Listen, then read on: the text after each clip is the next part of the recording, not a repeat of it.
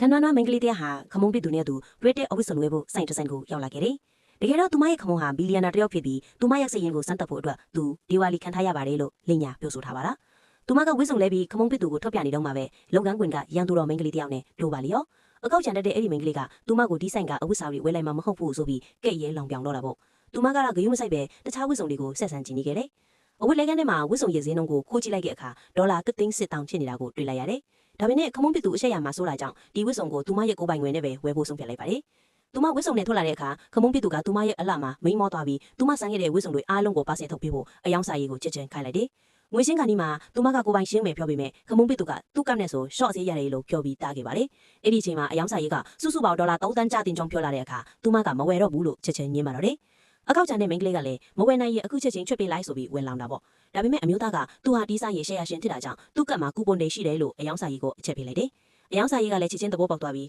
ဆိုင်မှာ promotion ရှိလို့အားလုံးကို90% short ပေးပါတယ်လို့လင်းပြောပေးလိုက်ပါတယ်။ဒါကိုကြတော့အကောက်ချန်တဲ့မိန်းကလေးကတော့အန်အောမင်တက်သွားလာပေါ့။သူမကသူမရဲ့ကပ်နဲ့ပဲရှင်းမယ်လို့ထပ်ပြောပေးမယ်ခမုံပေးသူကသူ့ကူပွန်နဲ့ဆိုပိုတက်တာတယ်ဆိုပြီးတားပြန်ပါတယ်။အယောင်စာရည်ကလည်းအလိုက်တတိနဲ့ပဲအမျိုးသားရဲ့ကပ်ကိုဆွဲလိုက်ပြီးအားလုံးပေါင်းဒေါ်လာ300ပဲကျတင်ပါတယ်လို့ပြောလိုက်တဲ့အခါသူမလည်းအန်အောသွားရပါတယ်။သူတို့ထွက်သွားပြီးနောက်မှာအကောက်ချန်တဲ့မိန်းကလေးကလည်းအဲ့ဒီဆိုင်မှာပဲအဝတ်အစားတွေအပုံလိုက်ရွေးလိုက်တယ်။ဒါပေမဲ့ငွေရှင်းတဲ့အခါဒေါ်လာ9တန်းကျတင်တယ်လို့ပြောတဲ့အတွက်90% short ပေးတယ်ဆိုလို့ပြန်អော်တော့တာပေါ့။အယောင်စာရေးကတော့ဒီလို promotion မျိုးမရှိဘူးလို့ပြောတဲ့အပြင်လုံခြုံရေးခေါ်ပြီးသူတို့ကိုမောင်းထုတ်ခိုင်းလိုက်ပါတယ်။ဒေါသထွက်နေတဲ့အဲ့ဒီမိန်းကလေးဟာအေတာထူးမှာလက်စင်းနေတဲ့သူမကိုတွားတွေ့ပြီးမင်းနဲ့အယောင်စာရေးနဲ့ပေါင်းပြီးငေါ့ကိုအရက်ခွဲတာလားလို့ဆွဆွဲပါတော့တယ်။ဒါပြင်ဒီနေ့မော်ဒယ်မှာ CCTV တွေပြက်နေတာမို့သူမကိုသင်ခန်းစာပေးမယ်လို့ချင်းချောက်လိုက်တဲ့အခါမှာတော့သူမကအဲ့ဒီမိန်းကလေးကိုလက်သီးနဲ့တိုက်လိုက်ထုံးချလိုက်ပါတော့တယ်။အဲ့ဒီမိန်းကလေးရဲ့တငယ်ချင်းကဝင်ကူပေမဲ့သူမကိုမရင်နိုင်ခဲ့ပါဘူး။သူမကနောက်တစ်ခါလာပြဿနာရှာရင်တော့အလွတ်မပေးဘူးလို့တတိပေးလိုက်ပါတယ်။အဲ့ဒီချိန်မှာခမုံပစ်သူရောက်လာပြီးသူမကိုအိမ်ပြန်ခေါ်သွားခဲ့ပါတယ်။ဒါပေမဲ့အကောက်ချန်တဲ့မိန်းကလေးကမချင်နဲ့နိုင်ဘူးလို့သူမကိုရေပုံးနဲ့လွှဲပေါက်တဲ့အခါခမုံပစ်သူကအချိန်မီကာကွယ်ပေးလိုက်ပါတယ်။အဲ့ဒီနောက်မှာတော့အဲ့ဒီမိန်းကလေးက